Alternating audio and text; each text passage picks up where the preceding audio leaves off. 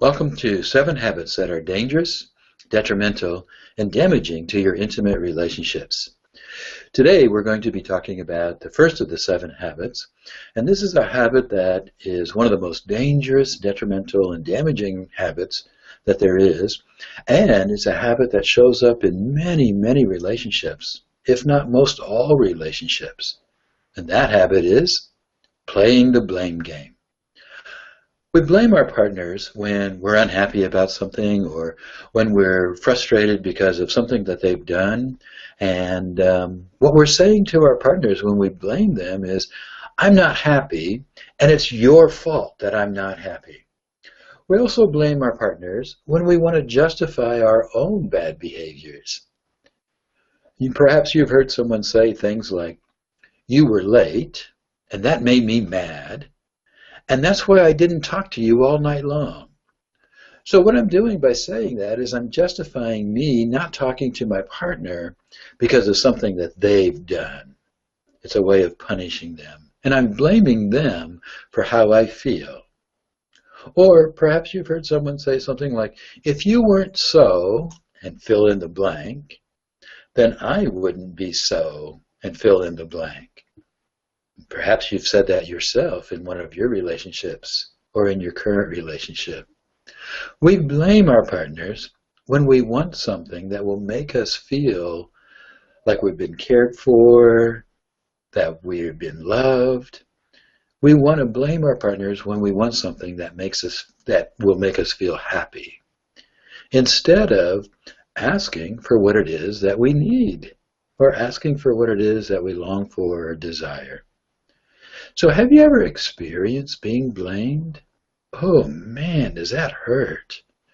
I know I've experienced it myself, both being the blamer and experiencing being blamed. And there's a natural unconscious reaction that happens when you are being blamed. And that's the reaction that causes you to participate in playing the blame game. We become very defensive. And we may attack back, or we may just get as far away from our partner as we can. So that defensive fight or flight mechanism kind of kicks in, and that causes us to become an active participant in the blame game, even if we're not the one doing the blaming.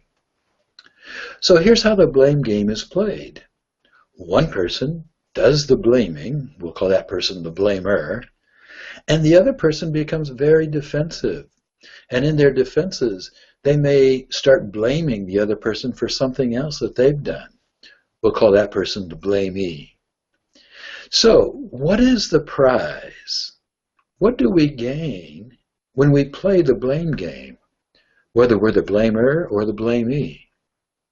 This is really the interesting part about the whole blame game, is the prize in playing the blame game is something that neither partner wants.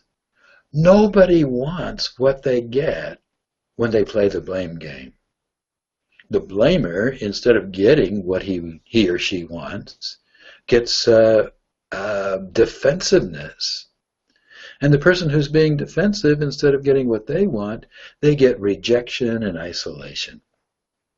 So why do people try to get the other person to be more loving, more caring, and more nurturing by blaming and shaming and doing things that are harmful and hurtful to the other person? That doesn't make sense at all, does it? So why do people play the blame game? And why is it so common in so many relationships? Well, let's take a look at early childhood. When the infant is uncomfortable or the infant is distressed, it's only natural for the infant to cry out. And in most cases, there's a loving caregiver, a mom or a dad or a grandfather or grandmother, someone close by who hears the cry and will immediately come and take care of the infant's needs. They'll change diapers, they'll feed the infant, they'll do whatever they need to do to eliminate the distress or the pain.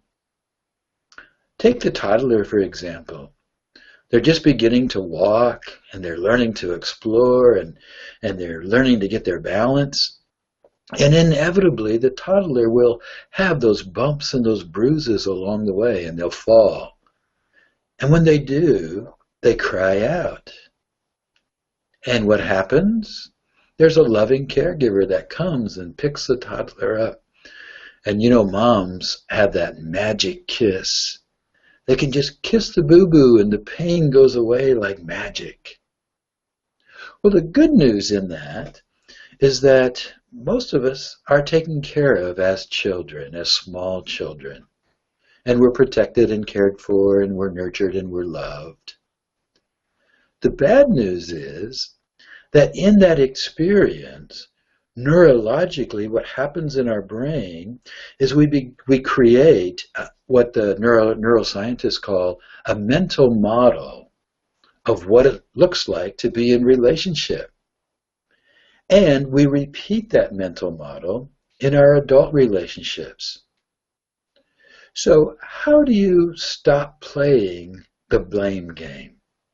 First, simply become aware of the mental model that we've created in our minds. A child genuinely is dependent on their caregivers. And children genuinely need their caregivers to take care of them and to figure out what the pain is, what the problem is, because they're just not capable of doing that on their own. An infant isn't capable. A toddler just isn't capable. Their brains haven't developed yet to the place where they can take care of those things themselves.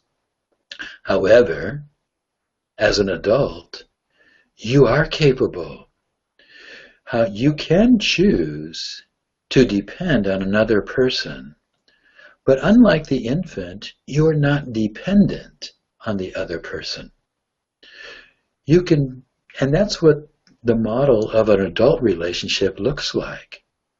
It doesn't quite look like the infant-parent relationship, but it's more of two adults who are independent, who choose to depend on each other for certain things. And you have the ability to participate in that relationship just in that way. So, the next time that you feel the need to blame your partner, this is what you can do. Instead of launching out with the blame, take a moment just to breathe. And take a moment to be curious. I know that I feel like I want to blame my partner right now for what my partner did or for how I'm feeling. But what is it that I'm really needing right now? What is it that I'm longing for? And see if you can figure out a way to put that into an expression of desire. So the next time that you feel the need to blame your partner for something, take a breath, be curious, and ask yourself, what am I needing?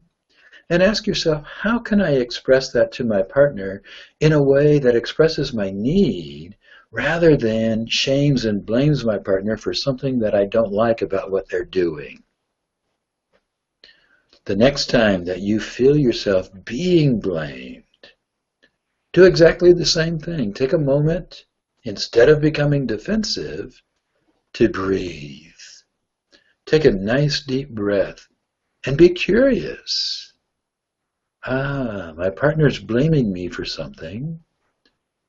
I feel like defending myself, but I don't need to defend myself. Instead, what I would like to do is just simply ask my partner, is there something that you need? What is it that's happening right now? How can I be helpful or supportive to you? What would help you to feel loved, to feel cared for, to feel tender? So what if you continue to play the blame game? Where will your relationship be 6 months or a year from now? Or what if you decide to really work at becoming much more consciously aware of when you feel the need to blame and become much more consciously aware of when you're feeling blamed, how to respond. Where might your relationship be 6 months or a year from now? My encouragement is that you'll be moving towards the relationship of your dreams. So once again, this is Dr. Tony Victor saying, until next time, stay connected.